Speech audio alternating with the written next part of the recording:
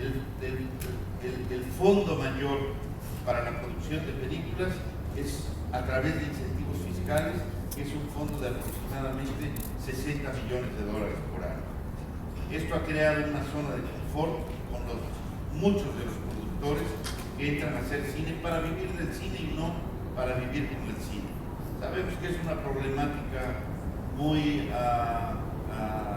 arisca, muy áspera, pero tenemos que plantearnos desde el punto de vista devolver al ciudadano aquello que él ha hecho posible. Me quedan 2 minutos. Y bueno, estamos apostando por el cine mexicano, estamos apostando por el buen cine. Como ustedes imaginarán, México con 3.200 kilómetros de frontera con los Estados Unidos es una situación bastante peculiar. Pertenecemos a un tratado en América del Norte, el Tratado de Libre Comercio. Yo digo, veámoslo, enfrentémoslo. No es una cuestión de ideología que digamos, oh, no nos gusta el tratado. El tratado ahí está y hay cerca de 37 millones de mexicanos de primera o segunda generación viviendo en los Estados Unidos. Somos una fuerza política dentro de los Estados Unidos. Somos un contingente que socialmente determina mucho de lo que es el rumbo de las elecciones, especialmente en ciertos estados. Finalmente, decirles que hemos cerrado un acuerdo con el programa Ibermedia para la adquisición de cerca de 100 películas que van a nutrir nuestro catálogo bajo una modalidad que no me extenderé aquí porque es un catálogo, en ese caso, que dará acceso especialmente a grupos sociales organizados, es decir, cineclubes, comunidades de base, etc. Y este acervo es un acervo que se deriva del programa de Ibermedia TV, que aquí en el caso de Brasil no sé exactamente en qué televisión pública se ve, pero que ha adquirido derechos de 208 películas a lo largo de 4 años y que son películas que se ponen, son 52 películas por año que se ponen a disposición a través de la emisión en televisiones públicas de América Latina. Y ve Brasil en el caso brasileño. En fin, pues decirles que les agradecemos mucho y que creo que les agradecemos a ustedes, yo especialmente hablo por mi boca y espero que la sesión de preguntas, respuestas y comentarios sea mucho que les agrade.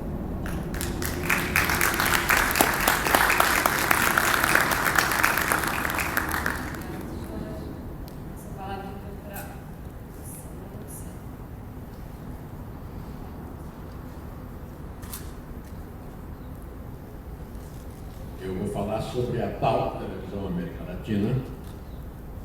Vou apresentando pouco a pouco o que é esta organização, para termos no final dos 20 minutos, e espero que seja menos minutos do que 20, uma ideia mais precisa do que se trata.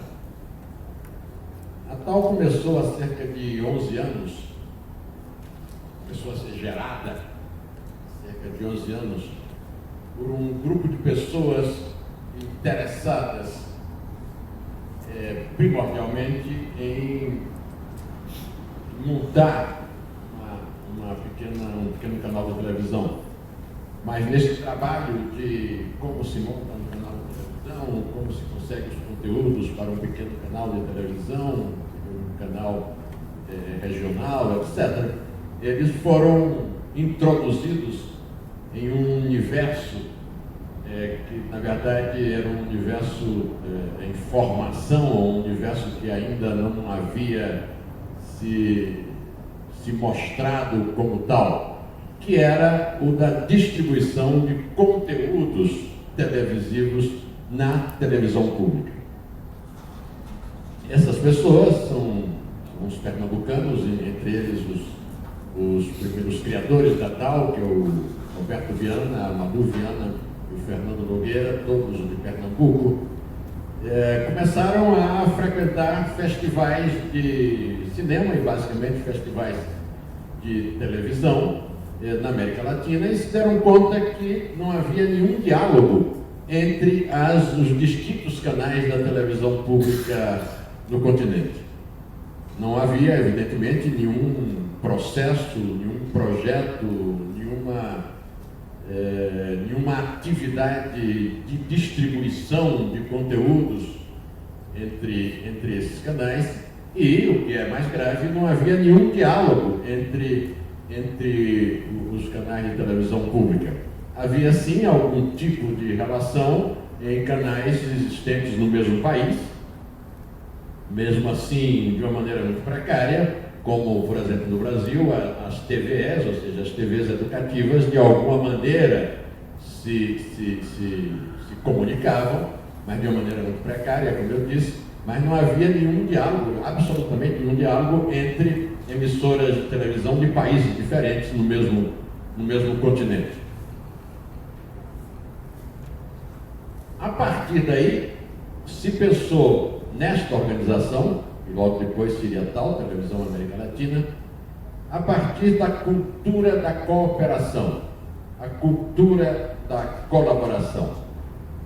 Eu cheguei a tal, cumpri 12 anos esse ano de existência, e eu cheguei a tal há uns 7 anos atrás, vindo exatamente de experiências, isso que eu estou chamando de cultura da colaboração, também conhecido como cultura da cooperação, que foi experiências colaborativas, como a Escola de Cinema de Cuba, a Escola de Cinema e Televisão de Santo Antônio de Los Baños, sediada em Cuba, a fundação do novo cinema latino-americano, que é a fundação mantenedora da escola, a fundação mãe da Escola de Cinema e Televisão de Cuba, e também aqui no Brasil, uma experiência muito interessante, do qual fizemos parte, também ela estava nisso, do Toque TV, ou seja, experiências e atividades dependentes exclusivamente da colaboração, da cooperação entre pessoas, instituições, empresas, governos. Ou seja, basicamente, o que se pensou como base, não só filosófica, mas também prática, para a montagem e a existência de uma organização como a tal. A partir dessa coisa inicial, as pessoas que queriam fazer um canal, de repente, se darem conta que os canais existentes não dialogavam, isso caminhou para uma outra ideia, que seria montar uma distribuidora continental de conteúdos televisivos para a televisão pública. Ou seja, a razão de ser foi, antes de tudo, e sobretudo, a integração cultural da América Latina e Caribe. Nessa época estava começando, digamos assim, ou seja, há 10 anos atrás, há 7 anos atrás, melhor dizendo, esse processo latino-americano de projetos políticos, sociais em alguns dos nossos países, projetos políticos sociais avançados no que se refere à inclusão de milhões de pessoas em um nível de vida mais digno. Todos sabemos o número enorme de cidadãos na América Latina, na América do Sul, basicamente, que foram, digamos assim, elevados de um nível de pobreza subhumana a uma condição melhor de vida, a partir de projetos políticos sociais avançados, progressistas, que todos nós sabemos, conhecemos. Inclusive, no Brasil, vivemos um desses projetos políticos sociais. A minha geração sempre acreditou que os projetos sociais e políticos, qualquer projeto social político, principalmente projetos sociais e políticos no nível de humanismo, os que estão sendo praticados atualmente no Brasil, na Argentina, no Equador, no Uruguai, na Bolívia, e esses projetos teriam de estar respaldados para que fossem vitoriosos ou para que alcançassem algum bom resultado, deveriam estar respaldados em projetos culturais.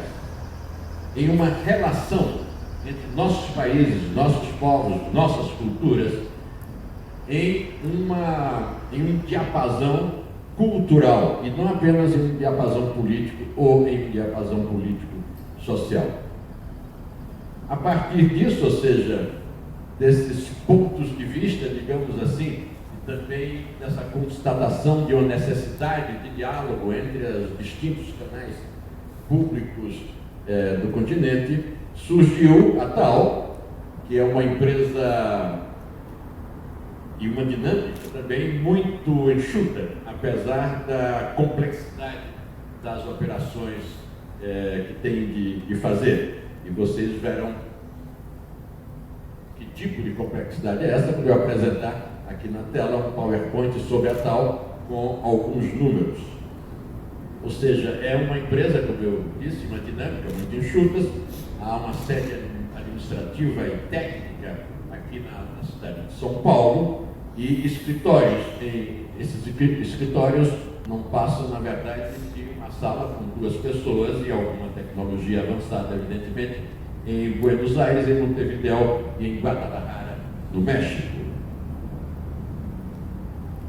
Eu cheguei a TAL, como disse há pouco, há uns 7 anos atrás, ela já estava andando exatamente no momento em que a TAL precisava dar o salto, não só no sentido de agregar um número consistente de associados de canais públicos em todo o continente, mas também de organizar-se como empresa, ou seja, uma pequena empresa brasileira, é uma organização não governamental, é uma OCIP, ou seja, uma organização social de interesse público, uma organização, é isso, né? OCIP, social de interesse público, poderia fazer isso, ou seja, que aparentemente é uma coisa gigantesca, né?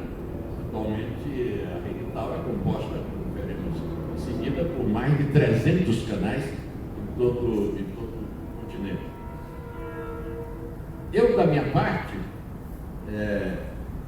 sempre acreditei que para fazer uma coisa dessa temos que criar um modelo de negócio sedutor, o que eu chamo a mágica negócio.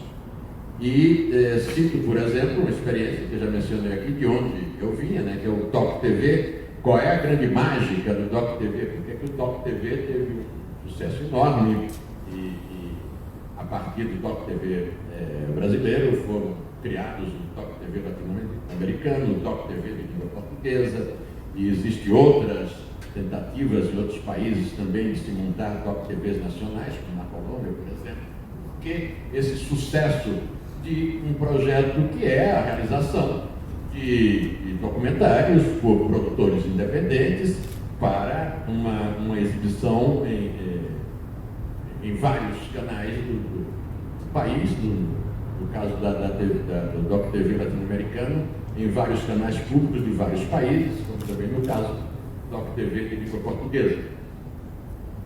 Era só uma coisa muito simples, mas de um significado enorme para um canal de televisão.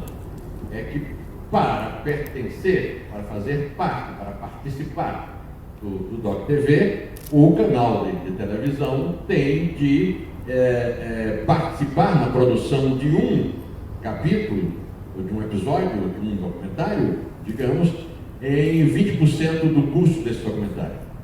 Ele não tem que produzir o documentário inteiro, tem que produzir apenas 20% do seu orçamento e, inclusive, não é necessariamente em dinheiro, pode ser em serviços, pode ser de outro tipo de participação. Então, por exemplo, no último Doc TV brasileiro, foram 55 documentários. Cada televisão que entrou na produção de um desses documentários com 20% do seu custo, tem para a sua programação de volta 55 documentários para serem exibidos. Então é um negócio tão bom, é um negócio tão maravilhoso para cada emissora de televisão pública, principalmente para as emissoras mais pobres, digamos assim, as que têm mais dificuldade em produzir, que produzam um documentário de 50 minutos, produção de um documentário de 50 minutos com 20% e receba 55 programas, 55 documentários para colocar na sua grade de exibição. E, evidentemente, por isso o Doc TV andou, e eu acho que continuará a andar, mesmo que desapareça o Doc TV. Este modelo não vai desaparecer, exatamente porque existe uma mágica negocial por trás dele.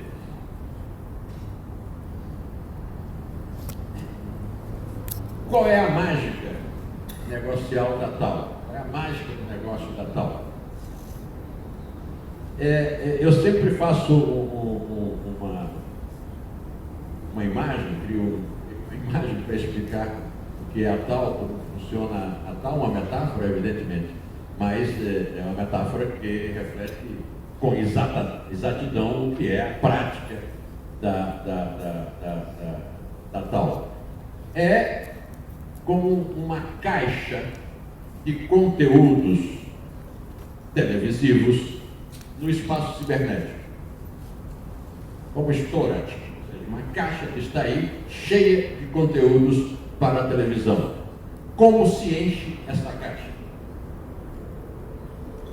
A tal, antes de tudo, embora tenha outras relações, outras interfaces, é basicamente uma distribuidora de conteúdos televisivos. E o que é essa caixa? Como se conforma os conteúdos, o que está aí dentro dessa caixa? Para qualquer canal público da América Latina e do Caribe ser sócio, ou ser participante, ou ser filiado a tal, basta colocar nessa caixa determinada quantidade de conteúdos próprios. Ou seja, conteúdos evidentemente livres de qualquer outro tipo de pagamento, direitos autorais, etc. Ou seja, já com tudo isso pago e acertado, que o canal coloca nessa caixa.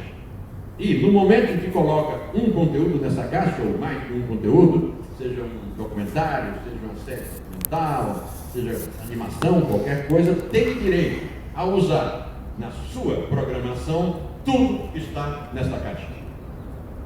Então, quando um canal quer se associar a tal, coloca um produto próprio, ou seja, um conteúdo próprio do canal nessa caixa e tem 8.000 horas para usar na sua programação, já que essa caixa, ao longo dos anos, foi crescendo, né? E hoje já alcança cerca de 8.000 horas de programação aí dentro. Ou seja, essa é a mágica, digamos assim, negocial da tal, para que ela tenha o êxito que está tendo. Outro aspecto que chama a atenção é que a tal é filha direta da internet, ou seja, só existe a tal a partir da internet. A tal só foi pensada, só foi trabalhada, só foi desenvolvida porque a internet existe. Não havia outra maneira de se montar uma coisa como a tal se não fosse a partir da internet. Outro aspecto é qual a filosofia da tal. É a mesma filosofia da televisão pública. E aí seria bom de chamar a atenção dos três sistemas existentes de televisão, né? A televisão pública, a televisão estatal e a televisão comercial, dita também privada. Eu prefiro dizer comercial, já que não existe televisão privada em nenhum lugar, né? Existem concessões dos governos para que as pessoas façam televisões de cunho comercial. Ou seja, é a mesma filosofia da TV pública, que é a televisão da sociedade, né? A televisão estatal é a televisão do governo, a televisão a partir da qual, são os canais a partir dos quais o governo informa, ou conversa, ou dialoga, ou tenta dialogar com a população. A televisão comercial, já sabemos, é uma concessão do governo para grupos privados, que trabalha basicamente a partir da dinâmica do consumo, né, comercial, e a televisão pública, que não é nem estatal, nem privada, é a televisão da sociedade, e por isso deve ser gerida, pensada, administrada por representantes da sociedade. E isso é o ideal, embora quase nunca, ou só às vezes se consiga. A televisão pública tem de estar bem longe dos conceitos da televisão estatal, o mais longe possível, e bem longe também dos conceitos da televisão comercial. Sobre isso,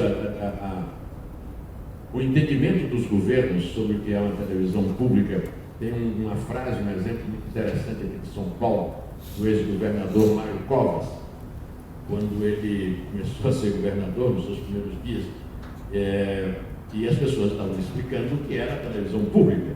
E ele, como todo político, ainda tinha a ideia que a televisão pública é a televisão do Estado, mantida pelo Estado, né, ou pela prefeitura, sempre por algum ente estatal, e que deveria ser, então, controlada pelo governador, já que era o governador que autorizava o pagamento e a existência desse canal. Até que alguém explicou a ele o que era, e ele disse uma frase famosa, que ficou inclusive uma coisa marcante na televisão pública brasileira. Ele disse: entendi, eu pago, mas não mando.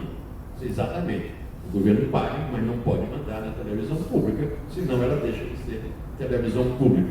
Então, a tal tem a mesma filosofia, digamos assim, com relação ao espectador, que é a filosofia da televisão pública, que é, ou deve ser, a filosofia, a meta, digamos assim, da televisão pública,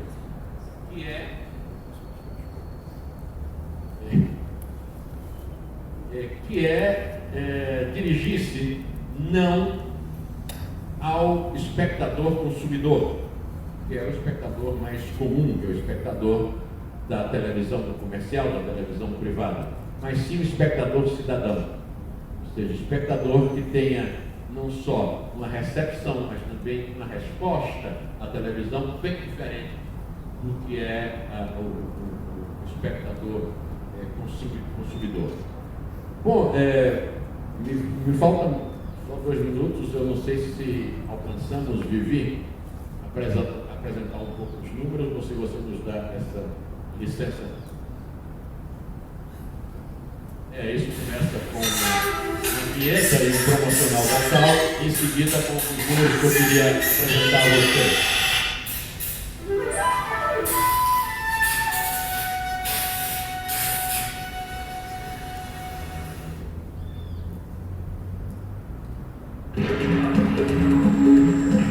Documentários e programas de qualidade produzidos em dezenas de países.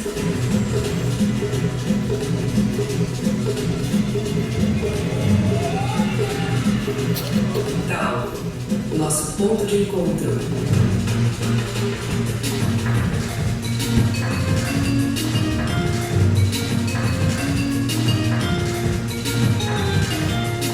Reúne mais de 200 associados, canais públicos e culturais, instituições educativas e realizadores independentes. Todos estamos interesados en crear esa voz latina, esa unión. Tal, a diversidade latino-americana com nossas próprias vozes e olhares. El reto de tal y como contamos cada uno, sin perder de uno, pero emocionando al otro. Vamos ver essa sinfonia de vozes aí, essa coisa bacana que é a América Latina. Vamos acreditar nisso. Cooperativo, inovador, único. Você tem que eu aprendi, eu vou te amar.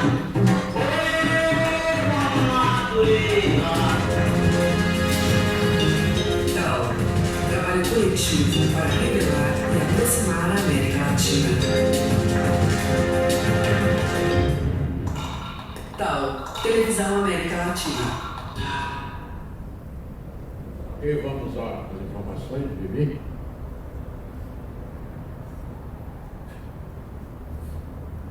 A rede atualmente conta com cerca de 300 canais em toda a América Latina.